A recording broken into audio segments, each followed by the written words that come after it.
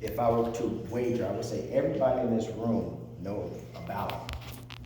And anybody want to take a guess? Or would you rather me just tell? Guesses? Are you talking about Chat GPT?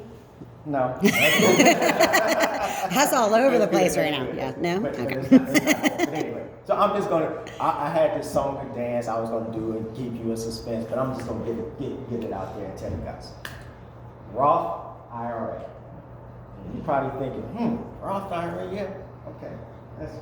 Everybody knows about that, right? So anybody in here that has never heard of a Roth IRA? That's what I thought. Okay. A Roth IRA is very similar to a traditional IRA, but this allows you to receive money tax-free. Not tax-deferred like a traditional IRA. Traditional IRA is pre-tax money, gross tax-deferred, and once you take it out, you have to pay tax on it. A Roth IRA is already after-tax dollars. You already paid taxes on it, so when you take the money out, there are some pros and cons. I'll get to those later, but you don't pay any taxes on it. And so, you would think that a lot of the, 1%ers would be utilizing this, and, this is how they get wealthy. But there are cons to this, and here, I'm gonna give you the cons. So, the government only allows you to put in a certain amount. So you can't just put all your money in there. It's only a certain amount. So if you're under 50 for 2023, you could only put in $6,500. And that's a year. And it's not just a calendar year from January 1st to December 31st. It's really from January 1st to the following tax season, or April 15th. So you really have about 15 months to contribute per year. So $6,500 for anyone under 50. And they have what they call a catch-up, and that's $1,000. So $7,500 for those who are 50 and older for 2023. So, and then the next con, of course, one of the cons is like you don't have a tax deduction. So just another tax deduction like where a traditional IRA you get is pre-tax. If you contribute to it, you get credit for that. But Roth's after tax dollars, so you don't. But that's no big deal. And then here's the thing that to me is a con. It's probably the weirdest thing about the Roth IRA that I've heard about is that when you got to look at this. Your filing is how you determine if you can contribute or not. So the IRS looks at your modified adjusted gross income, and so if you're single and you make, and this again is your modified adjusted gross income. If you make $138,000 or less, you can contribute to the max for a Roth. If you're married filing jointly, if you make less than $218,000, you can contribute to the max. If you married filing separately and you make more than $10,000, you cannot contribute to a Roth. Did y'all understand what I'm saying? Married filing separately, and if you make more than $10,000, you cannot contribute to it. What? 10,000? 10,000. So if you make $11,000, you don't even have to. Do you have to file that much? That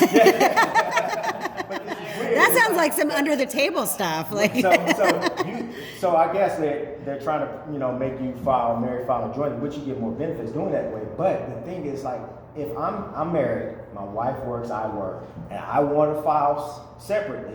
If I make more than $10,000, I can't contribute to a Roth. That's crazy. That's weird. But if we're both, file married filing jointly, as long as we make less than $218,000, we can contribute to a Roth.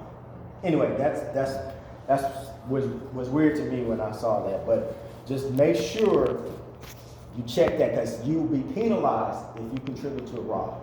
And you're penalized if you're not supposed to contribute to a Roth.